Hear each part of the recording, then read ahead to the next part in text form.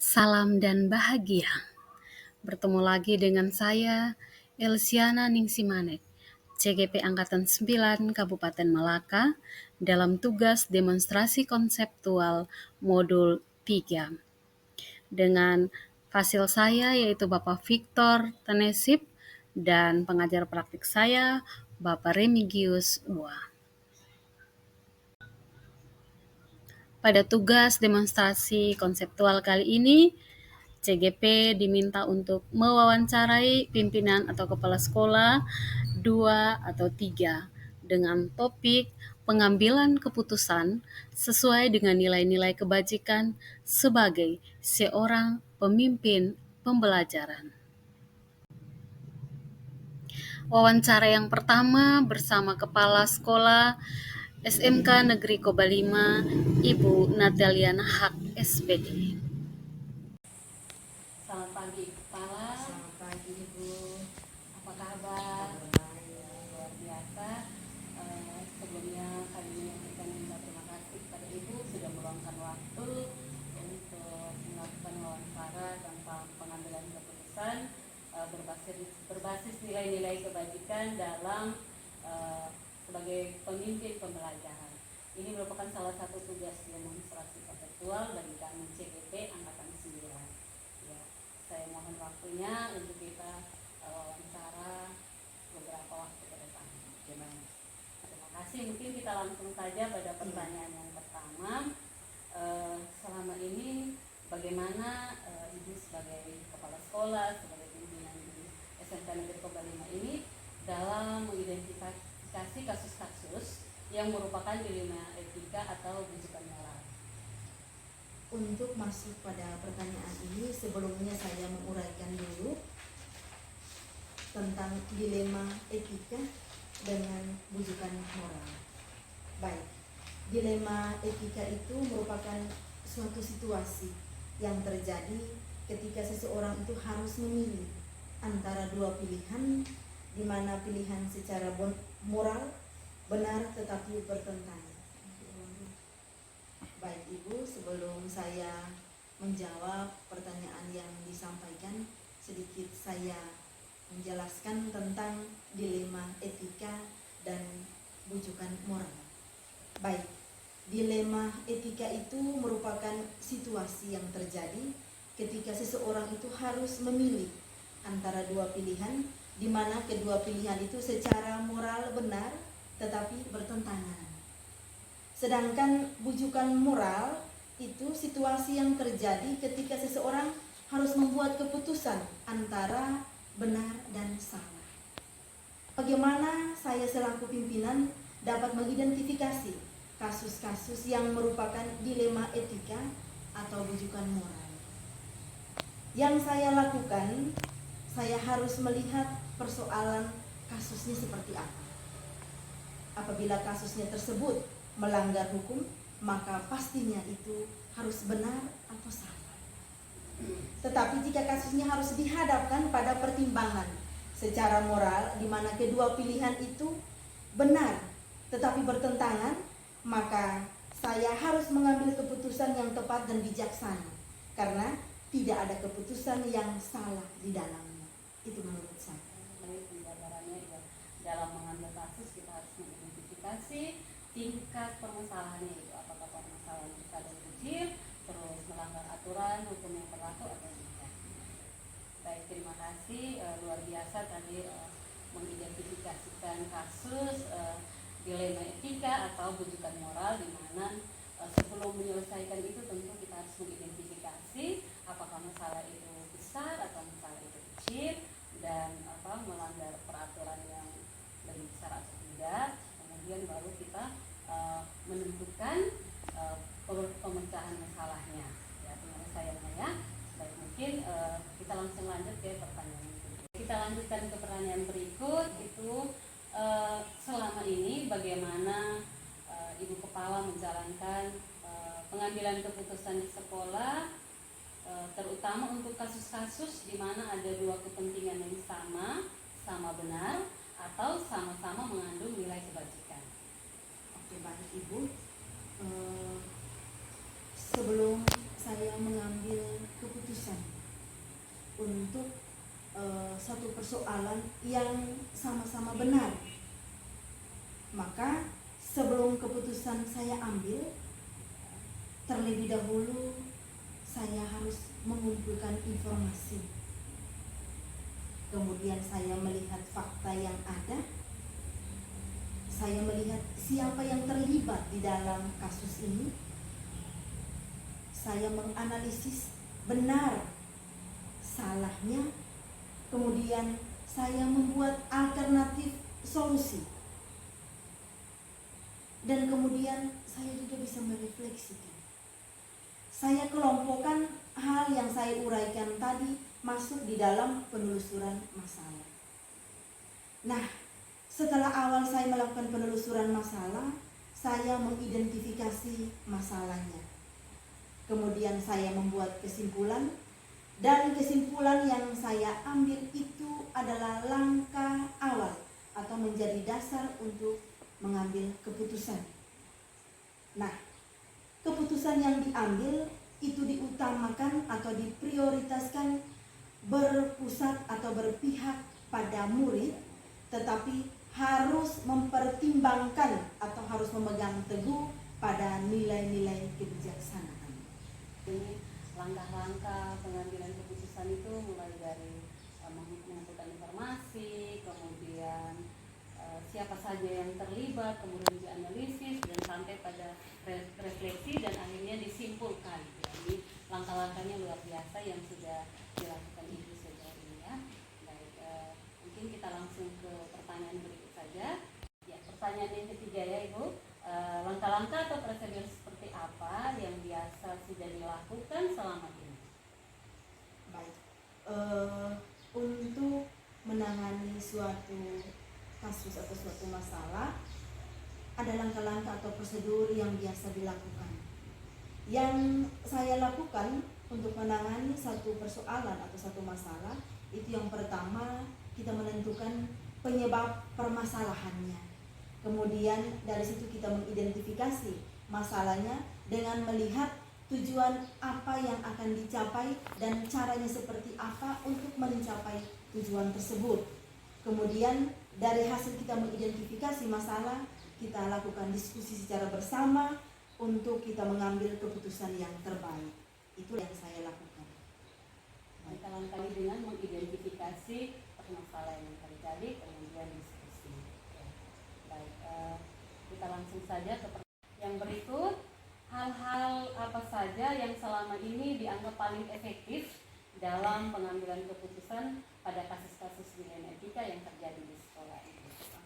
Baik Ibu, ada beberapa hal yang menurut saya itu efektif di dalam pengambilan keputusan. Yang pertama itu bahwa kita perlu mengenali bahwa ada nilai-nilai yang saling bertentangan di dalam situasi itu. Kemudian yang kedua, menentukan siapa yang terlibat di dalam situasi ini. Yang ketiga, kita harus mengumpulkan fakta yang relevan di dalam situasi itu. Kemudian perlu diadakan pengujian benar atau salah. Yang berikut adalah kita mengambil keputusan. Yang selama ini sudah dilakukan ya luar biasa dalam pengambilan keputusan yang berkaitan dengan kasus-kasus dilema ini etika. Tahapan-tahapan, langkah-langkahnya itu sudah sering dilakukan dan ini merupakan langkah-langkah yang efektif yang sudah diterapkan di sekolah. Baik, ini sudah sampai ke pertanyaan yang berikut, itu adalah bagaimana atau hal-hal apa saja yang selama ini merupakan tantangan dalam pengambilan keputusan pada kasus-kasus dilema etika. Apakah ada tantangan dalam pengambilan suatu keputusan? Iya, baik. Berbicara soal tantangan dalam mengambil suatu keputusan itu pasti ada. Bagi saya ada dua tantangan terbesar. Yang pertama itu bagaimana kita harus mencari keputusan yang terbaik. Nah, karena keduanya merupakan masalah yang sama-sama benar, yang harus menguntungkan kedua belah pihak. Jadi ini menjadi satu tantangan terbesar. Bagaimana saya itu harus dihadapkan pada mencari keputusan yang terbaik. Kemudian yang kedua, keputusan yang diambil itu terkadang melanggar prinsip keadilan bagi anggota yang lain. Karena seolah-olah seperti ada perlakuan yang istimewa dari pihak pengambil keputusan. Jadi menurut saya itu ada dua tantangan terberat untuk jawaban. Ada dua tantangan ya memang ketika kita mengambil keputusan tentu pasti ada salah satu pihak yang merasa dirugikan atau merasa saya dianaktirikan atau tidak adil ya. Jadi harusnya itu keputusan tidak memihak pada salah satu. Nah ini memang tantangan terberat ya, sehari-hari kita juga masalah yang kita hadapi baik di rumah tangga atau di dunia kerja juga memang satu tantangan terberat ketika saya harus mengambil keputusan itu.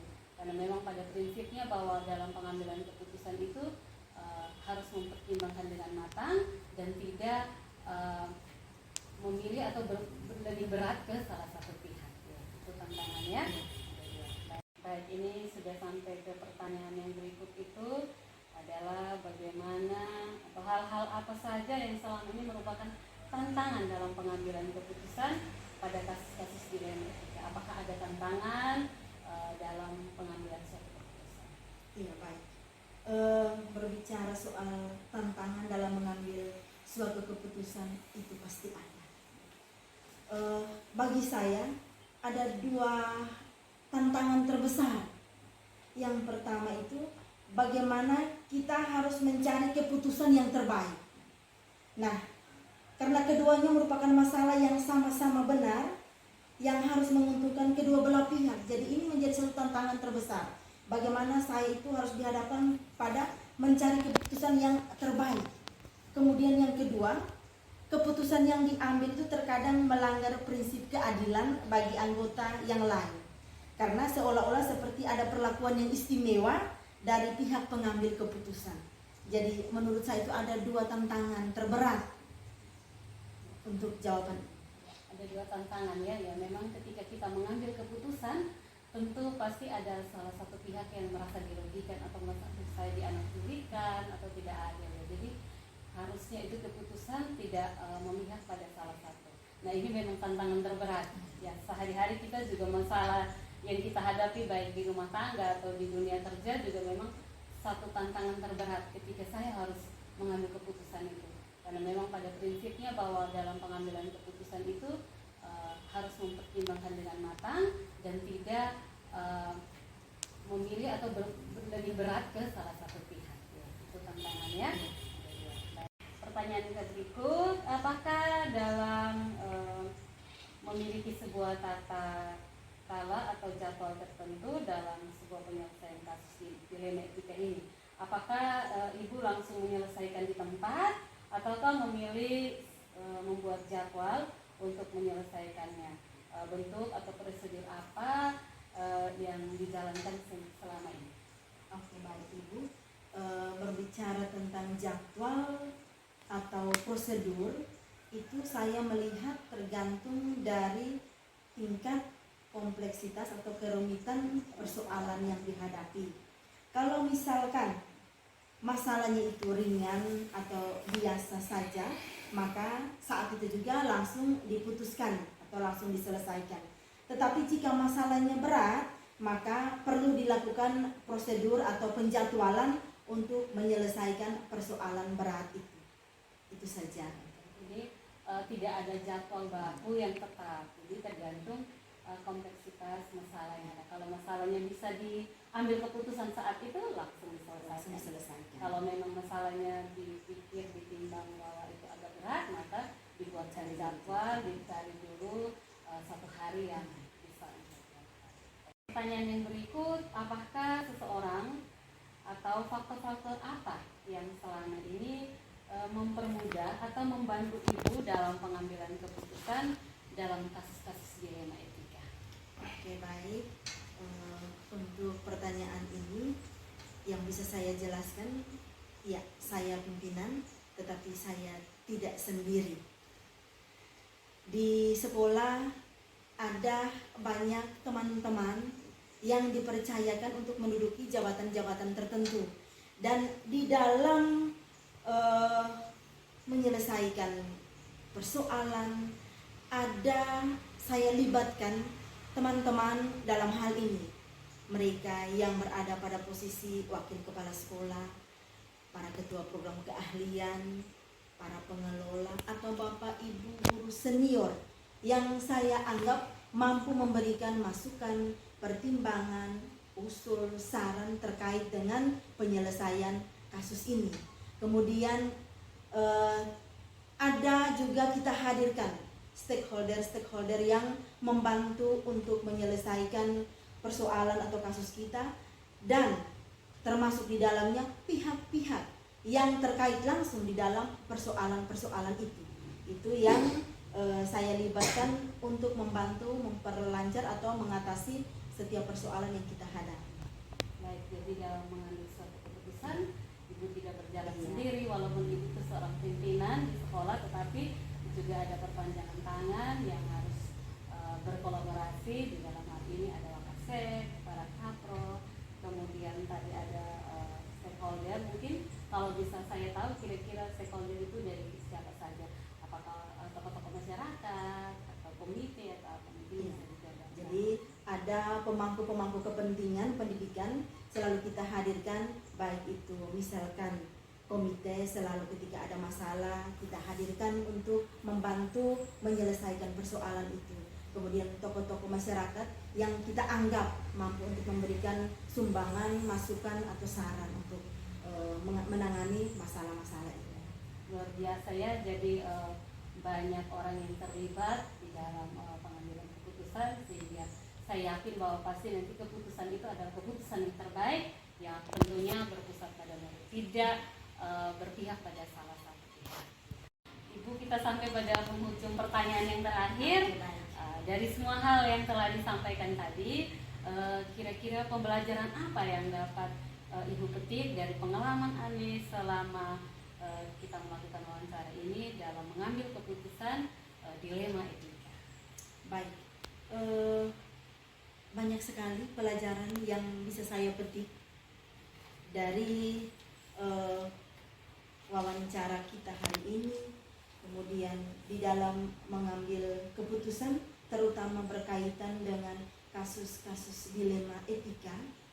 Yang perlu saya jabarkan bahwa pelajaran berharga yang boleh saya sampaikan pada kesempatan ini, saya menjadi lebih bijaksana di dalam menganalisis sebuah permasalahan yang dijadikan pertimbangan dalam menentukan solusi. Kemudian yang kedua, setiap pengambilan keputusan itu harus dilakukan sesuai dengan nilai kebajikan dan harus berpihak pada murid. Yang terakhir, setiap pengambilan keputusan pasti memiliki risiko. Maka buatlah suatu keputusan yang paling baik, paling efektif untuk meminimalisir risiko yang akan terjadi. Luar biasa ya, bagi ini ada beberapa pengalaman yang dapat ibu petik di dalam wawancara kita ini. Ya, terima kasih untuk waktu dan kesempatan. Mari kita berjuang bersama untuk mencerdaskan anak bangsa, menerapkan teori-teori yang ada, filosofi KHD, dan juga penerapan pengambilan keputusan yang lebih bijaksana. Sekali lagi terima kasih Ibu untuk waktu. Sama-sama. Dan pada wawancara yang kedua bersama Kepala Sekolah SMA Negeri Welaus, Bapak Kianorius Nahak SPD. Pagi Bapak Yan, apa kabar? Sangat baik. Luar biasa, puji Tuhan ya. Terima kasih sebelumnya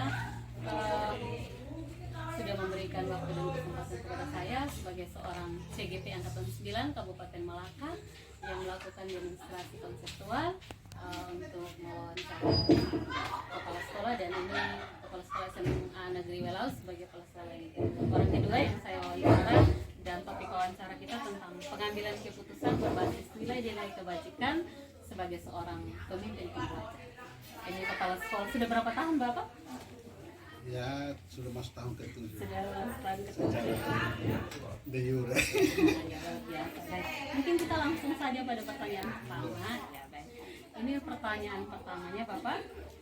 Selama ini bagaimana Bapak mengidentifikasi kasus-kasus yang merupakan dilema etika atau rujukan moral? Mengenai kasus ini kan pasti kan ada dua unsur yang kita lakukan observasi itu pada pertama itu anak dan guru itu sendiri. Kan lembaga pendidikan pasti ada unsur guru, ada unsur anak. Kalau anak tidak pasti guru tidak anak. Sebenarnya pertanyaan itu ya pasti setiap kali kita itu pasti kami kepala itu pasti urus pertama itu urus uang, urus manusia, urus gedung. Ini yang beban banyak. Tapi yang bikin paling minta perhatian itu di urusan lembaga perilaku kesehatan baik itu guru maupun siswa. Jadi kita mungkin untuk pertanyaan itu langsung fokus ke guru ya. Kalau untuk guru itu biasanya menemui banyak hal-hal yang sifatnya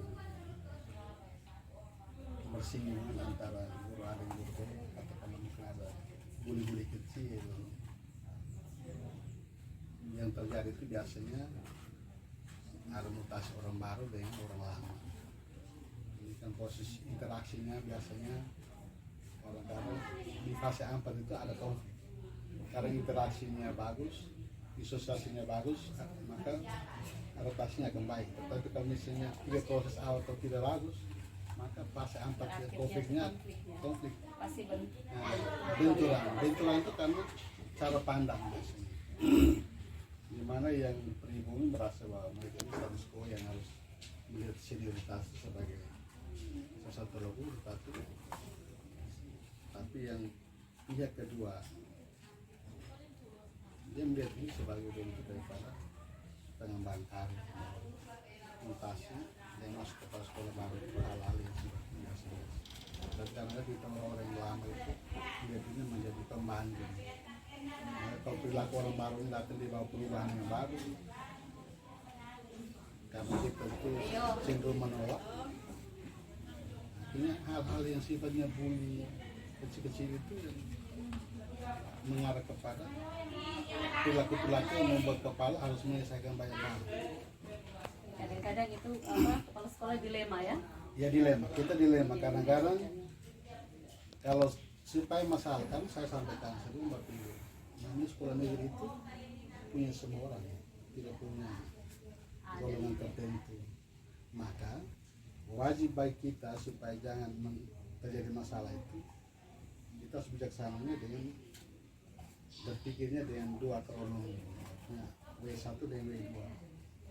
W1 itu kita harus welcome kepada siapa saja, sehingga pihak lawan yang menerima kita punya welcome, dia merasa namanya well-being, dirasa nyaman. Kalau dia nyaman maka etos kerja akan naik, tetapi dia rasa tidak nyaman etos kerja akan menurun. Nah ini yang menjadi embrio awal untuk konflik dan masalah itu muncul, sehingga mempengaruhi kepada kinerja dan etos kerja itu. Jadi kami sebagai kepala kadang-kadang harus melakukan konferensi kasus. Identifikasi tadi ya. Itu salah satu kecenderungan satu itu muncul dari situ. Oke.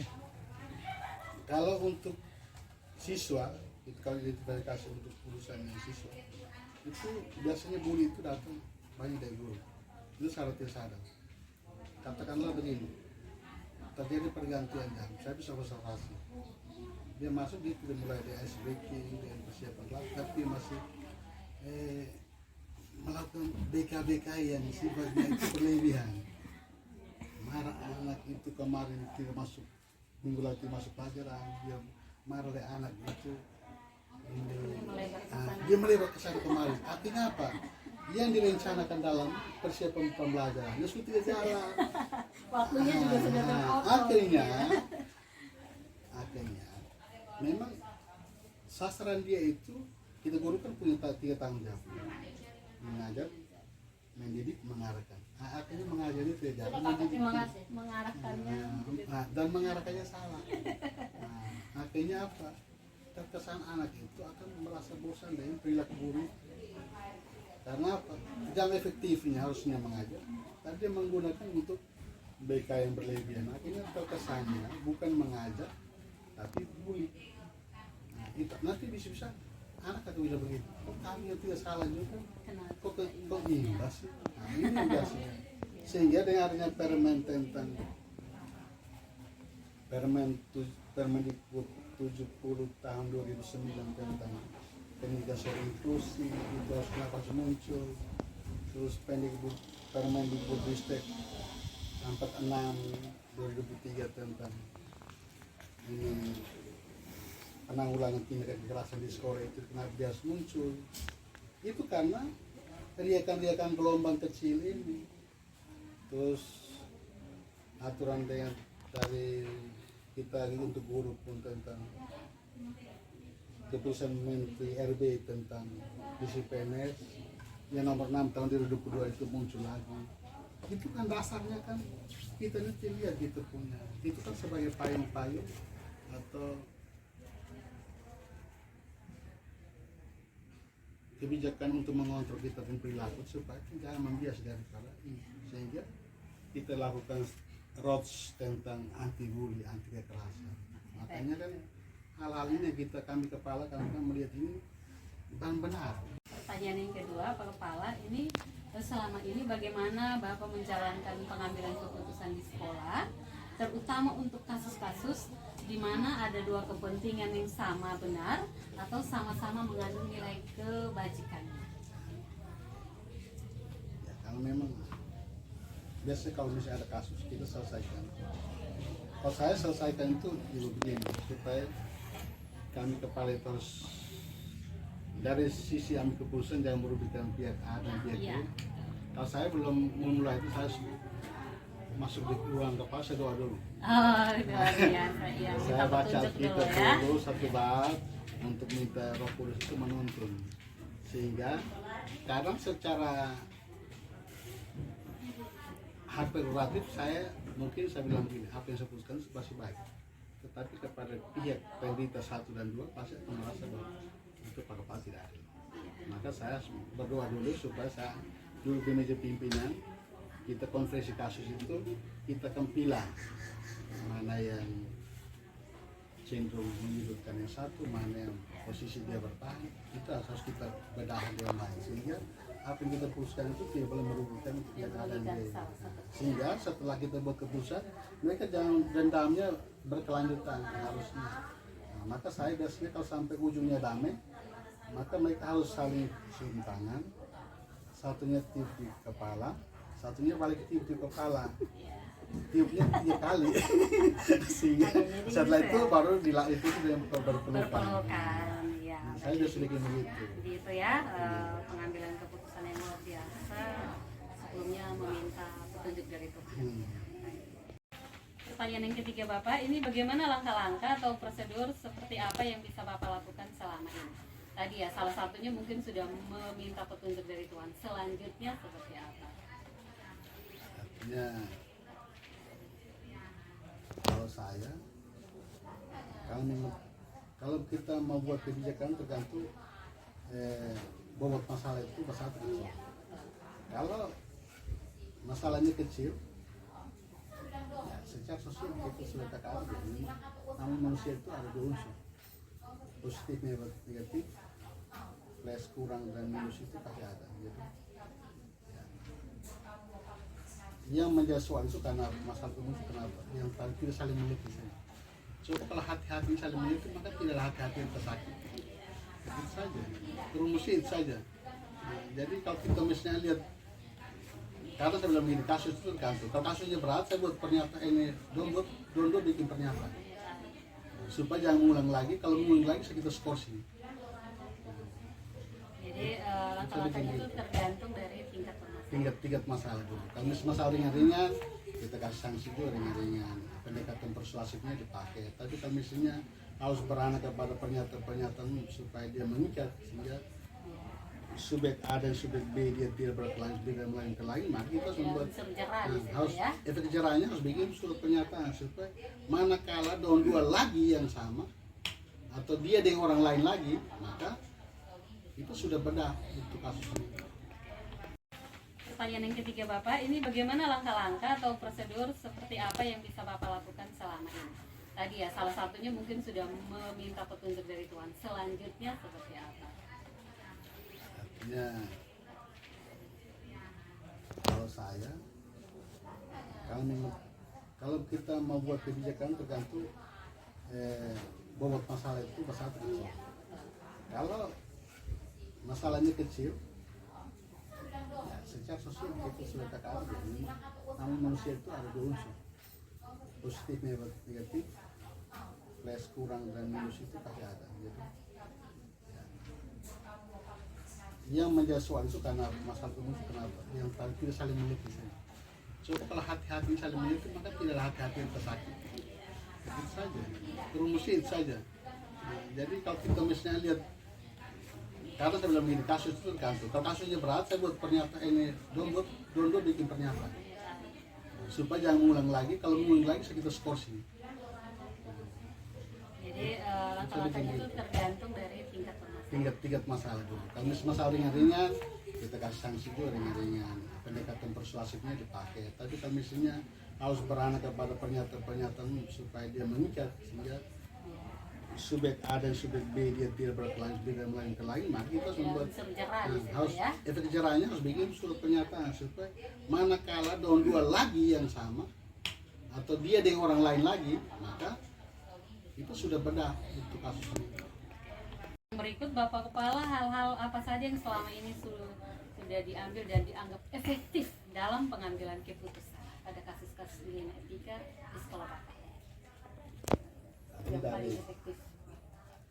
Kalau untuk yang efektif ini kan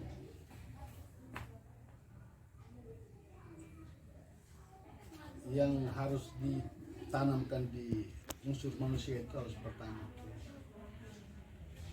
kita harus kembali ke slogan itu, pegadaian saja, hidup di damai, supaya kita jangan mengatasi masalah tanpa masalah. Dan supaya mengatasi masalah tanpa masalah, kita jangan bikin masalah.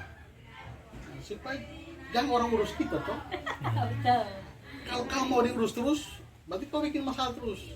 Maka kita sampaikan supaya jangan orang minum kita punya anggur atau minum kita punya bir dengan peristiwa-peristiwa atau perilaku-perilaku kita yang kurang baik itu yang mencoreng etika kita.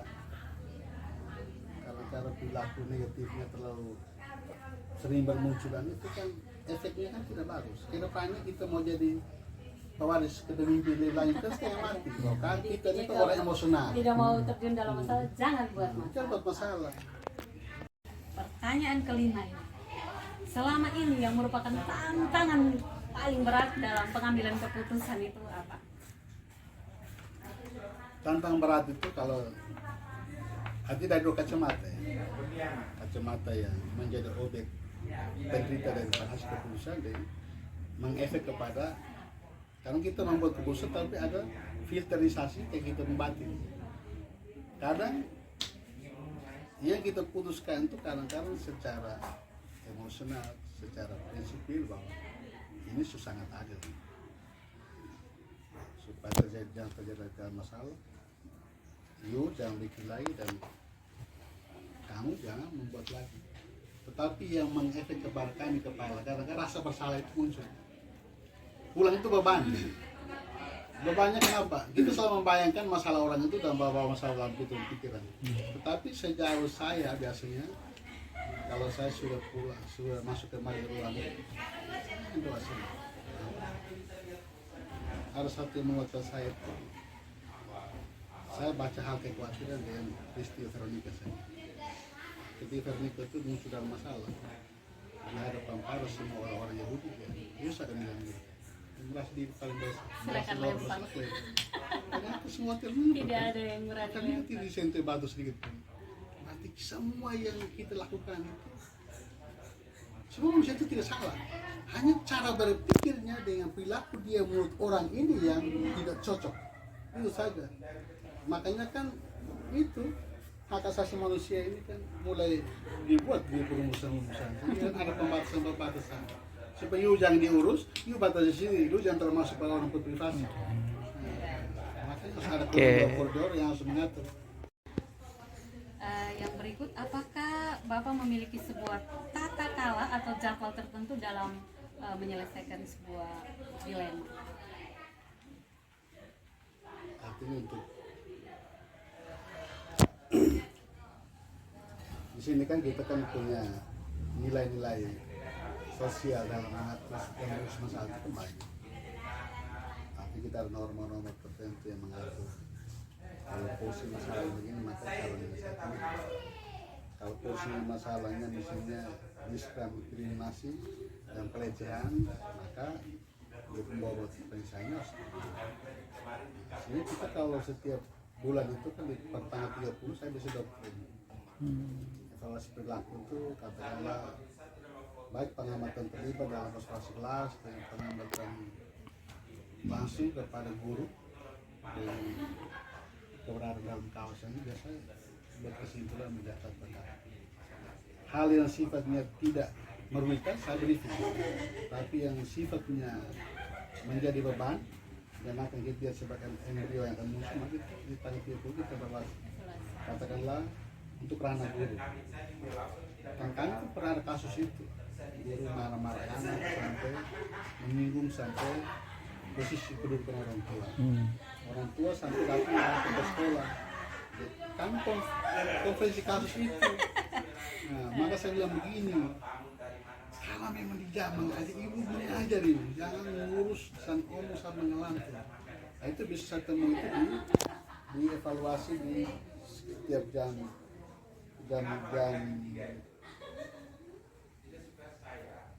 12 bisa kita pakai 2 jam terakhir kami buka di hari Jumat.